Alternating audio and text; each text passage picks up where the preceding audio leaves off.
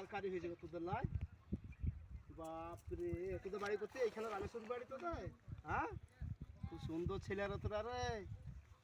ওই দে লাগছে না রে, থাম একবার আমি দেখি। আর পড়ে লাই আমিও তো বলছি এখন আমিও পড়ে যাবো তাই ভাবছিলাম।